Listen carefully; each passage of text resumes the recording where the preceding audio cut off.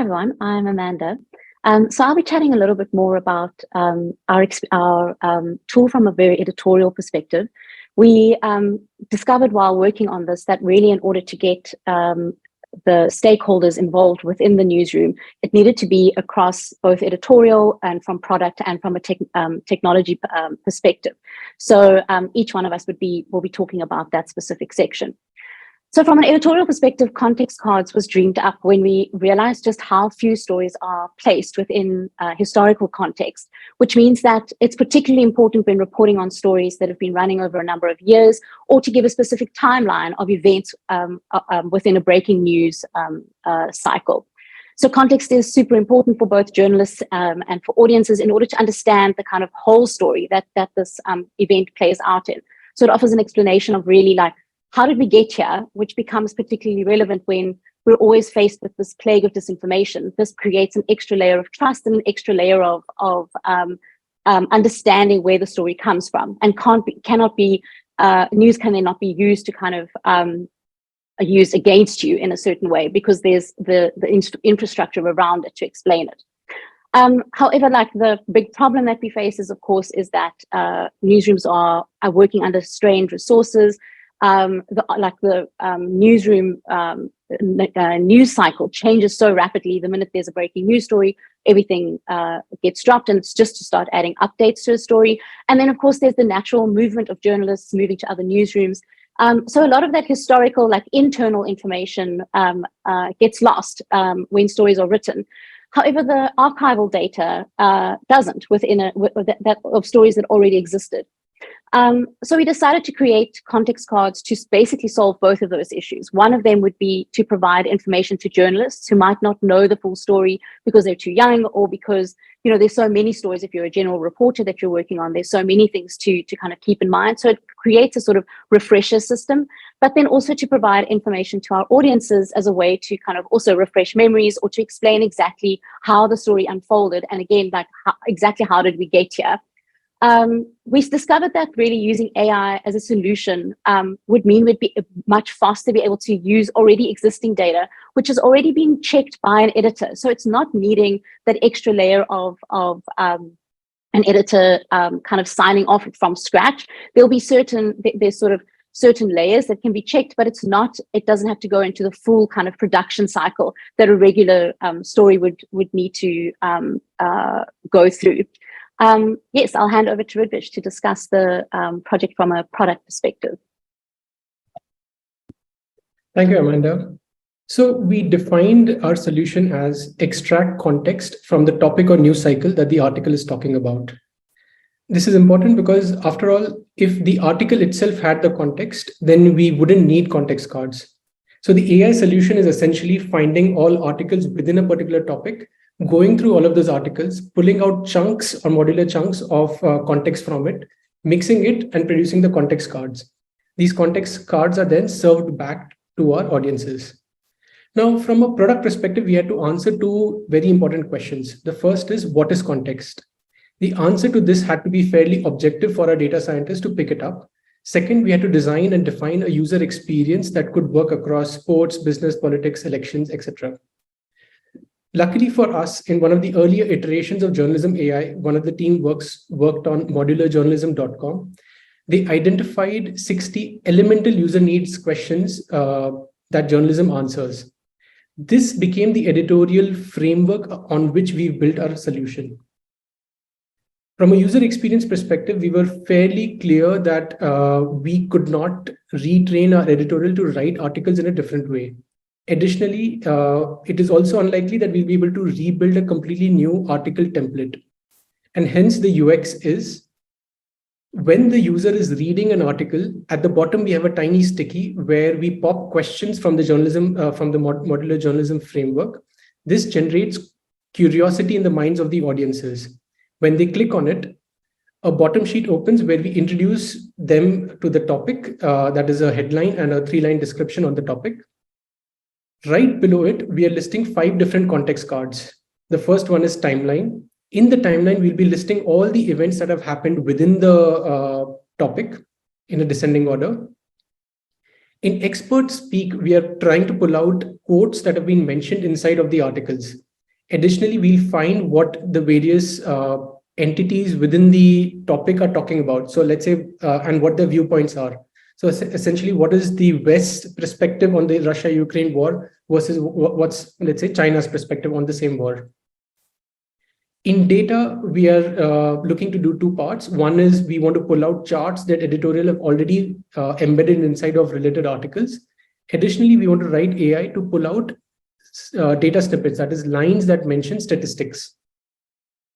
The FAQs tab was inspired from Google's People Also Speak widget, where the idea is that AI will run through the text and come up with potential questions that audiences would have and try to answer it. Finally, the mentions tab is similar to Amazon Prime Video's X-ray, where we are listing down people, places, organization, things related to the entire topic. Next, let me hand over to Karn, our brilliant data scientist who's been investigating all of this. Thank you, Ritvvij. So we'll achieve all of this in 3 distinct steps. The first step is about bucketing the related stories into news cycles, meaningful news cycles. So example, Russia-Ukraine war versus rise in food inflation due to Russia-Ukraine war could be 2 different news cycles. The next step, the AI will read through all the articles within a topic and pulls out context. So for this, we are evaluating various options and trying to find right balance between cost of execution and accuracy. So primarily, we are looking at pre-trained small language models like Spacey for task-specific models. We're also exploring OpenAI GPT-3 as a commercial solution. And finally, we also plan to evaluate open source large language model like Google's T5 or FLAN T5. And then once we have this context extracted, then the final step is, of course, to visually package and show the audience context card for consumption. So let's look at topic modeling in a bit more detail. We were lucky to have Dr. Tess Jevers from Wall Street Journal to mentor us to build this out. So now the biggest challenge here was finding a good testing data set. Because if the major problem here is to actually label each article into a topic so that the model can be evaluated. So luckily for us at Times of India, our editors have been manually tagging related articles in our CMS. So each article has related articles tagged with it. So we scraped out this data set and used it for testing and evaluating our model. And we primarily chose 2 algorithms, which was top to wick and per topic. So we pulled out about 70,000 articles from our archive, and we tried out different pre-trained models and embeddings. So out of the box, this got us an accuracy of about 53%, which was not really that great. On digging deeper into the failed cases, we realized that most of the errors were actually coming from just one section, which was entertainment. So naturally, we thought, let's look at eliminating the entertainment stories. And we found that the accuracy rose to about 73%, which we felt was good enough for us as a starting point for putting this into production. And then we also built out a dashboard for our editorial team so that they could provide us a feedback on how the model is doing. So they could tag false positives. They could also fix false negatives. So a story which should belong in a topic and is not there, they can manually add that. So this goes for existing as well as all the new stories that are being published. So for proof of concept version, we have built out simple task specific small language models. For example, for timeline, we are listing out related stories from the topic modeling algorithm in descending order. However, if the number of stories is just too large, then we run it again through our model and cluster them into smaller events and show the summaries as the timeline. For expert speak, we'll be reusing the quote extraction model that the Guardian built in the earlier iteration of JournalismAI. For data, we are pulling out charts from articles within related stories. And we are also planning to train Spacey to find out data snippets. For FAQ generation, we are thinking to start off with OpenAI, which is a commercial solution. But eventually, we'll have to build our own solution, which would be for production. And finally, for mentions, we have built a named entity recognition model using Spacey, based on Spacey. But we found that there was lots of noise in it. So we have used Wikipedia data so that the entities which are listed out in Wikipedia are only passed out by the model. So now let me hand over back to Ritvvij to discuss our experiments with GPT-3. Thanks, Ritvvij. So on November 28, OpenAI released the next version of GPT-3, which is DaVinci 3. And since then, we've been evaluating this new version, if we could use it to implement our solution. What we've discovered is that GPT-3 has godlike summarization powers. We've used it, like it's able to pull out quotes, it's able to pull out viewpoints, do great named entity extraction, and even summarize a bio for each of them. However, where GPT-3 lacks is facts.